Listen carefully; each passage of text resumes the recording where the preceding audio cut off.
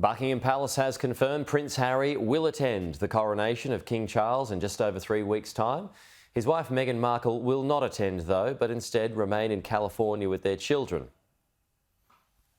We've had weeks now, haven't we, of will they, won't they, speculation. And now, finally, we have the answer. Harry comes, Meghan doesn't. And in many ways, you could say this is perhaps the perfect compromise. Certainly from the point of view of the palace, they will be relieved that the reply has come and given them 3.5 weeks to shuffle around the seats inside the Abbey. But I think there will also be a relief among senior members of the royal family that by Harry attending alone and not coming with Meghan, there will be less of this media circus that many had feared might emerge if we saw the Sussexes together at a moment of such significance like the coronation. I think there were genuine worries it would be a real diversion if they were to appear as a couple. So Harry will be coming, and it's very interesting what the background to this may be. Harry made it clear, didn't he, in the interviews he gave after the publication of his memoir Spare,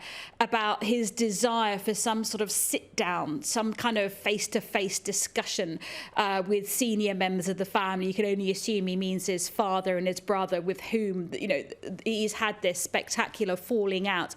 Whether or not those discussions took place, we just don't know. There's no further comment coming from the palace at the moment. We know that Harry obviously has been back in the UK since him and Meghan both appeared at the Queen's funeral last year. Harry came at the end of last month for a court case he was involved in, but we don't know if there was any direct contact with the King at the time. The King then went on his state visit to Germany, so we don't know what discussions happened. We don't know what's changed Harry's mind or persuaded him one way or the other. We don't know what decision was made as to why Meghan wouldn't come, and you can only assume that this rift that existed between the Sussexes and the royal family is still very much there.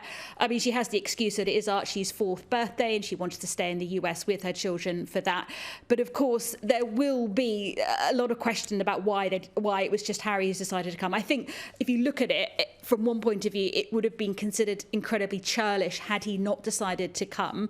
It would have been a bad look. Whether or not they could have faced it together, clearly that isn't the decision they came to. From the point of view, as I say, of the palace, there will be relief, and certainly from the King's point of view, is what he wanted, to have both his sons present there for his crowning moment, for his coronation, so he will be glad too. We don't know if Harry will take part in that carriage procession after the Abbey service. We don't know if there'll be a spot made for him on the balcony appearance yet. We don't even know if he'll be allowed to wear military uniform, unlikely I'd say. So lots of unanswered questions, but the big question, will they come, has now been answered.